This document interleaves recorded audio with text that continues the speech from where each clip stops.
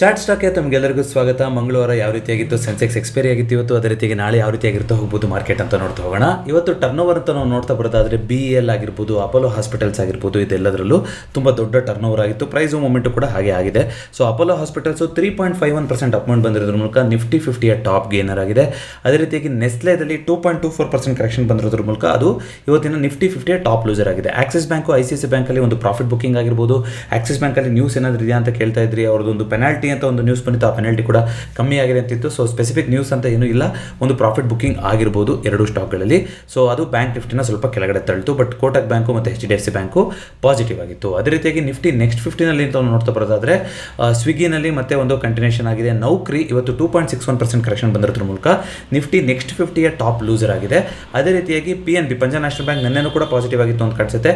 2.33% up ಬಂದಿರೋದ್ರ ಮೂಲಕ ಇವತ್ತಿನ Nifty next 50ಯ top gainer ಆಗಿದೆ ಇವತ್ತು. ಸೊ FMCG ಸ್ಟಾಕ್ಗಳಲ್ಲಿ ಸ್ವಲ್ಪ ಕರೆಕ್ಷನ್ ಆಗ್ತಿರೋಂಥದ್ದು ನೋಡ್ತಾ ಹೋಗ್ಬೋದು ಇವತ್ತು. ಈ ನಿಫ್ಟಿ 50ನಲ್ಲಾದರೂ ಅಷ್ಟೇ, ನಿಫ್ಟಿ ನೆಕ್ಸ್ಟ್ 50ನಲ್ಲಾದರೂ ಅಷ್ಟೇ, ಅದು ಸ್ವಲ್ಪ ರೆಡ್ ಆಗಿತ್ತು ಇವತ್ತು. ಸೊ ನಿಫ್ಟಿ ಯಾವ ರೀತಿಯಾಗಿತ್ತು ಅಂತ ನೋಡ್ತಾ ಬರೋದಾದ್ರೆ ಈಗ ಒಂದು ಪಾಸ್ ಆಗಿದೆ. ಪಿಕ್ಚರ್ ಪರ್ಫೆಕ್ಟ್ ಆಗಿ 25,600 ಈ ಲೆವೆಲಲ್ಲಿ ಒಂದು ಪಾಸ್ನ ತಗೊಂಡಿದೆ.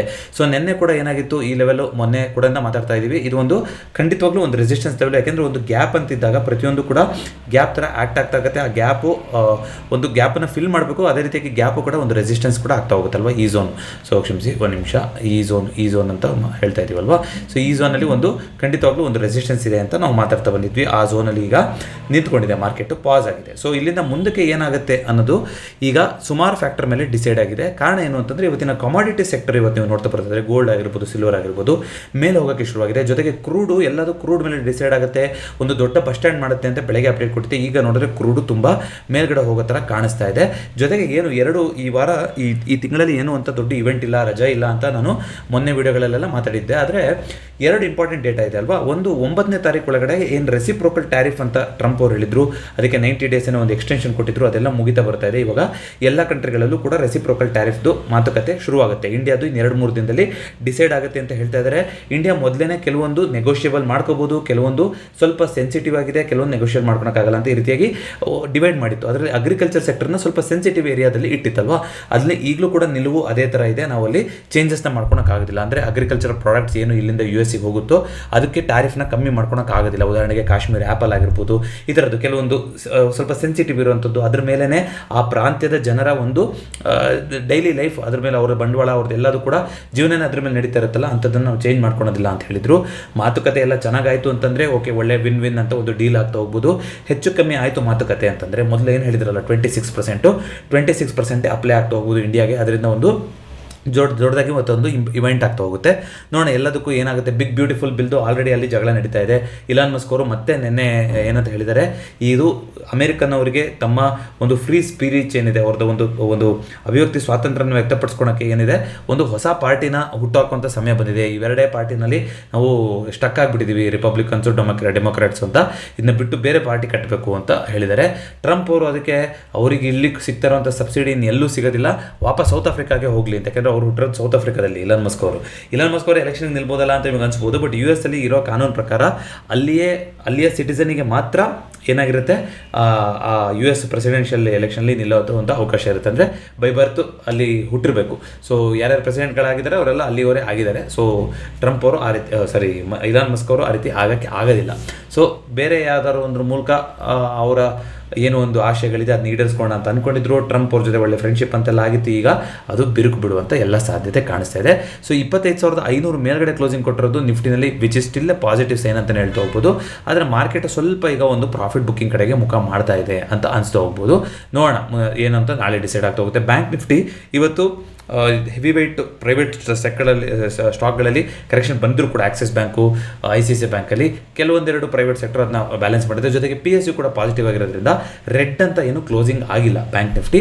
ಬಟ್ ನೋಡೋಣ, ಇದೇ ಥರ ಇರೋದಿಲ್ಲ. ಬ್ಯಾಂಕ್ ನಿಫ್ಟಿ ಇವಾಗ ಒಂದು ಪ್ಯಾಟರ್ನ್ ಮಾಡುತ್ತಾ ಮತ್ತೆ ಏನು ಮಾಡುತ್ತೆ ನೋಡೋಣ. ಪ್ಯಾಟರ್ನ್ ಮಾಡಬೇಕು ಅಂತಂದರೆ ನೋಡಿ, ಈ ಝೋನಿಂದ ಒಂದು ಮೇಲ್ಗಡೆ ಹೋಗಿದ್ದಂಥದ್ದು ತುಂಬ short zone.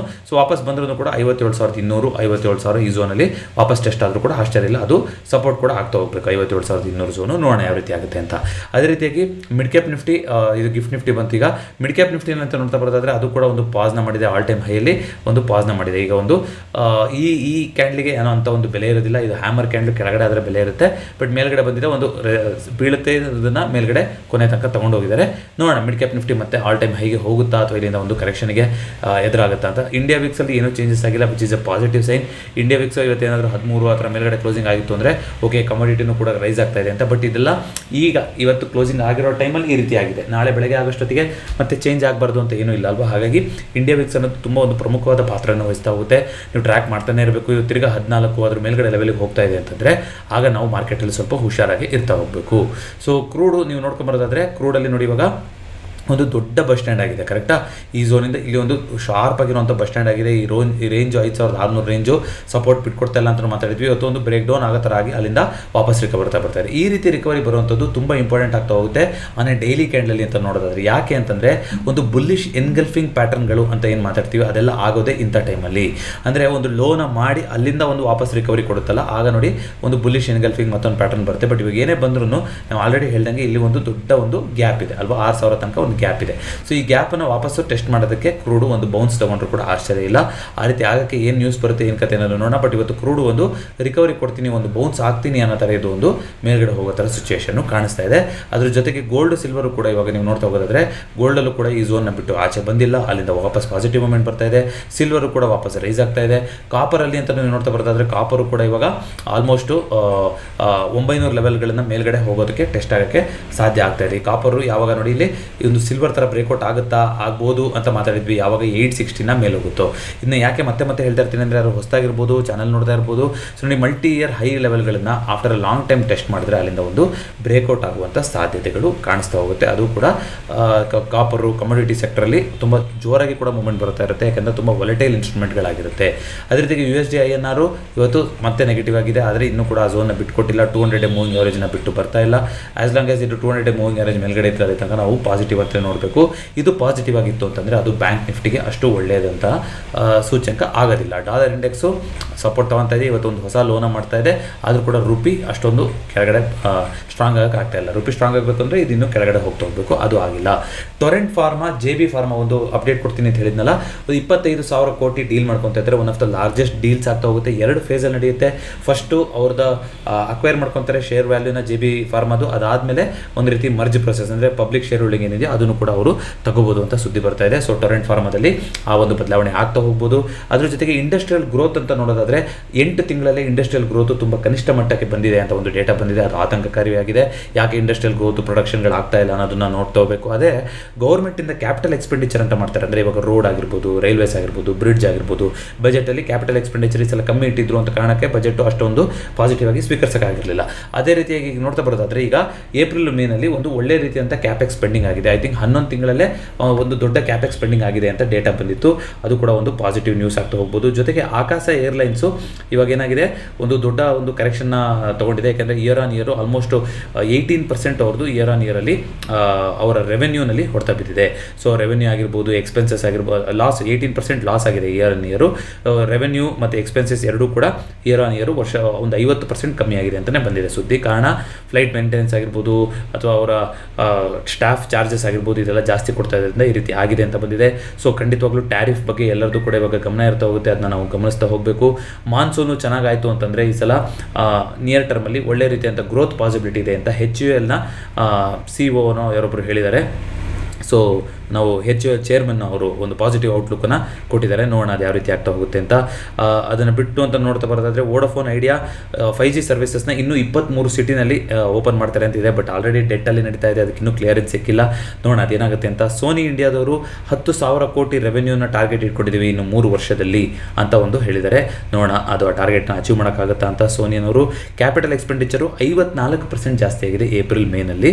So which is a very good sign. Capital expenditure ಚೆನ್ನಾಗಾಯಿತು ಅಂತಂದರೆ ಅಂತಂದರೆ ಹೊಸ ಹೊಸ ಪ್ರಾಜೆಕ್ಟ್ಗಳಾಗುತ್ತೆ. ಗೌರ್ಮೆಂಟಿಗೆ ಯಾವ್ಯಾವುದು ಪ್ರಾಜೆಕ್ಟ್ಗಳನ್ನು ಟೈಅಪ್ ಮಾಡ್ಕೊಂಡಿರ್ತಾರೋ ಅಂಥ ಕಂಪ್ನಿಗಳಿಗೂ ಕೂಡ ಅದು ಪಾಸಿಟಿವ್ ಗ್ರೋತ್, ಇನ್ಫ್ರಾಸ್ಟ್ರಕ್ಚರ್ ಗ್ರೋತ್ ಚೆನ್ನಾಗಾಯಿತು ಅಂತಂದರೆ ಅಲ್ಲಿ ಒಂದು ಉದ್ಯೋಗ ಅವಕಾಶಗಳು ಕೂಡ ಜಾಸ್ತಿನೇ ಸಿಗ್ತಾ ಹೋಗುತ್ತೆ.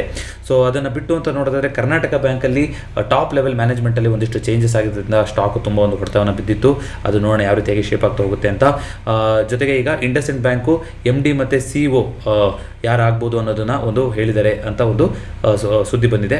ಯಾರು ನೆಕ್ಸ್ಟ್ ಆಗ್ಬೋದು MD CEO ಅನ್ನೋದನ್ನು RBIಗೆ ತಿಳಿಸಿದ್ದಾರೆ ಅಂತ ಬಂದಿದೆ. ಬಟ್ ಇಂಡಸ್ಇಂಡ್ ಬ್ಯಾಂಕು ನಿಫ್ಟಿ 50 ಆಚೆ ಹೋಗುತ್ತೆ ಅಂತಲೂ ಕೂಡ ಸುದ್ದಿ ಇದೆ. ಸೊ ಇದಿಷ್ಟು ನನಗೆ ಕಂಡಂಥ ಪ್ರಮುಖವಾದಂಥ ಸುದ್ದಿಗಳು. ಸೊ ಖಂಡಿತವಾಗ್ಲೂ ಈ ವಾರ ಮುಂದಿನ ವಾರ ಯಾವುದು ನಮ್ಮ ಟ್ಯಾರಿಫ್ ಅದು ಇಂಪಾರ್ಟೆಂಟ್ ನ್ಯೂಸ್ ಆಗ್ತಾ ಹೋಗುತ್ತೆ. ಅದರ ಬಗ್ಗೆ ನಾವು ಗಮನ ಇಟ್ಟಿರ್ತಾ ಹೋಗಬೇಕು. ಸೊ ಇದೆಲ್ಲದ್ರ ಮಧ್ಯೆ ಮಾರ್ಕೆಟ್ ಬಿಹೇವ್ ಆಗ್ತಾ ಇರುತ್ತೆ. ಖಂಡಿತವಾಗ್ಲೂ ಒಂದು ಚಾಪ್ ಇರುತ್ತೆ. ಇನ್ನೂ ಒಂದು ನಾನು ಡೇಟಾ ನೋಡಿದ್ದು ಈ ಇಯರ್ ಆನ್ ಇಯರ್ ಅಂತ ನೋಡಿದ್ರೆ ಈಗ 6 ತಿಂಗಳು ಕಳೆದೋಯ್ತಲ್ವಾ, ಜೂನ್ 30 ಆಗೋಯ್ತು. ಇವತ್ತು ಜುಲೈಯಿಂದ ಹೊಸದು ಸೆಕೆಂಡ್ ಹಾಫ್ ಆಫ್ ದ ಇಯರಲ್ಲಿ ಇದ್ದೀವಿ. ಸೊ ಓವರ್ ಆಲ್ ಈ ವರ್ಷದಲ್ಲಿ ಅಂತ ನೀವು ನೋಡ್ತಾ ಬರೋದಾದರೆ ಯಾವಾಗಿಂದ ಜನವರಿಯಿಂದ, ಸೊ ಜನವರಿಯಿಂದ ಇಲ್ಲಿ ತನಕ ನೋಡೋದಾದರೆ ನಿಫ್ಟಿ 8% ಗ್ರೋತ್ನ ಕೊಟ್ಟಿದೆ. ನಾನು ಹೇಳ್ತಿರೋಂಥದ್ದು ಇಯರ್ ಆನ್ ಇಯರ್ ಇದು, ಆಯಿತಾ. ಸೊ ಇಯರ್ ಆನ್ ಇಯರ್ ನೀವು ನೋಡ್ತಾ ಬರೋದಾದರೆ ಸೊ ಅಂದರೆ ಈ ಜನವರಿಯಿಂದ ಇಯರ್ ಟಿಲ್ ಡೇಟ್ ಈ ವರ್ಷದ 1ನೇ ತಾರೀಕಿಂದ ಇಲ್ಲಿ ತನಕ ಅಂತ ನೋಡ್ತಾರೆ ನೋಡಿ.